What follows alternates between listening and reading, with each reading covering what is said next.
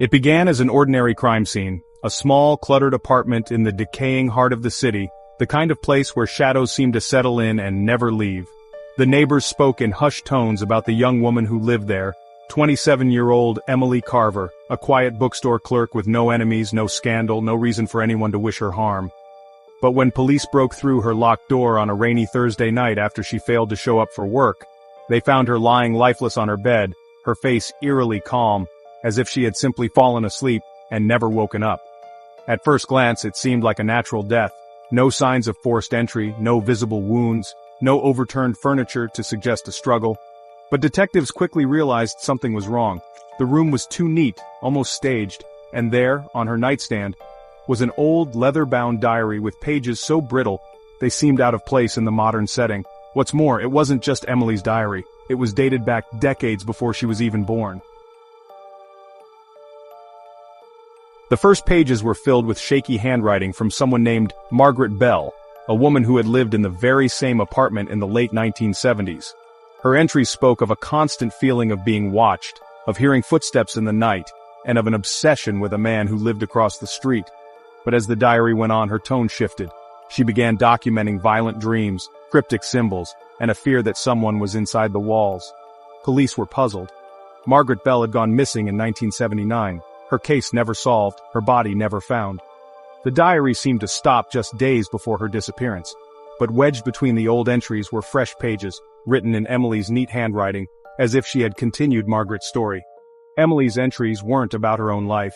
They were written in the first person, as if she had become Margaret herself.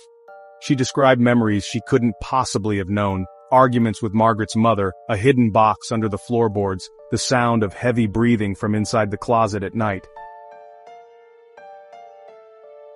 Detectives pulled up floorboards in the bedroom, and what they found made the blood run cold. There was a small, dust-covered metal box containing newspaper clippings of missing women from the 1970s, along with Polaroid photographs showing them bound and gagged. The most disturbing part? Each woman was pictured in the very room where Emily now lay dead. Forensic experts confirmed the photos were real, and one of them was Margaret Bell. But the man in the shadows of some of the pictures was never fully visible. Just a tall figure with a distinct ring on his hand, a gold band engraved with the initials HC. The case shifted from suspicious death to potential murder. But how had Emily become entangled in a decades-old nightmare? Detectives began piecing together her final weeks. Co-workers claimed she had been distracted lately, speaking about someone trying to finish what they started and telling friends she often woke up to find her diary moved or pages written she couldn't remember writing. The coroner's report revealed something chilling. Emily had no drugs or alcohol in her system, but traces of a rare sedative from the 1970s were found in her blood, a drug no longer in legal circulation. The police searched her phone and laptop, but what they found was stranger than anything they'd seen before. Dozens of photos she had taken in her sleep. In every one the angle was the same, as if someone had been standing at the foot of her bed, looking down at her. The investigation took another dark turn when an elderly man in his late 70s, Henry Cole, was identified as the landlord's brother and a longtime resident of the building. Records showed he had lived across the street in the 1970s, the same man Margaret Bell had written about in her diary. Henry had no criminal record, but when detectives questioned him, he grew defensive, insisting he never hurt anyone who didn't deserve it. That strange phrasing caught the lead detective's attention. Days later, Henry was found dead in his own apartment from an apparent suicide, leaving behind a note that read, "The walls remember. The diary speaks the truth. She found me and now I'm free." But the handwriting in the note was eerily similar to the entries in Emily's diary, both the old and new ones. Forensic linguists were brought in and confirmed a bizarre pattern. The handwriting, sentence structure, and word choice in Margaret's old entries and Emily's new ones were almost identical, suggesting they could have been written by the same person. But how could that be? Theories spread through the police department: possession, psychological manipulation, or perhaps someone mimicking the style to cover their tracks. But one thing was clear: whoever had killed Margaret Bell might have also taken Emily's life, and the diary was the thread connecting both murders. The story hit the news. and the building's history began to unravel. Former tenants came forward, claiming they too had found strange messages written in their belongings, or heard whispers when alone at night.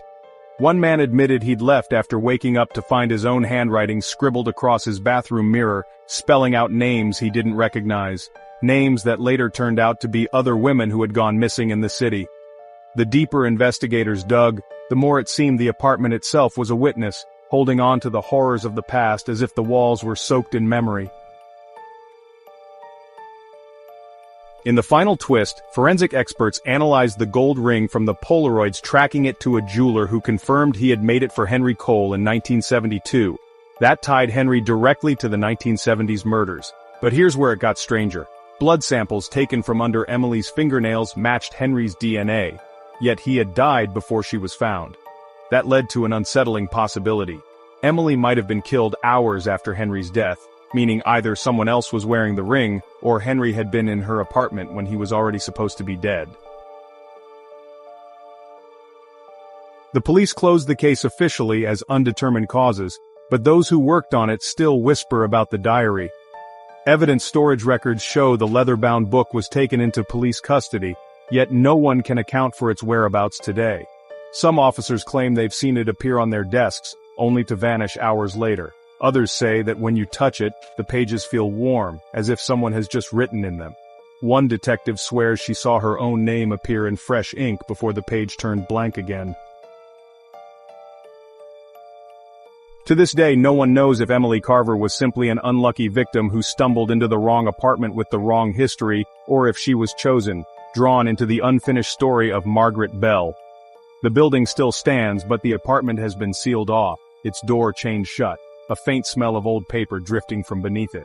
People who walk by at night claim to see a light flickering in the window, and sometimes, if the street is quiet enough, they say you can hear the sound of someone turning pages inside. Maybe the truth really is buried with the victim, but if that diary ever surfaces again, the dead just might start writing back. If you found yourself in possession of a book that seemed to know your deepest thoughts and your darkest fears, would you read it, or would you burn it before it could write your ending? Let us know in the comments. Subscribe for more chilling stories, and remember, some secrets aren't just buried, they're waiting.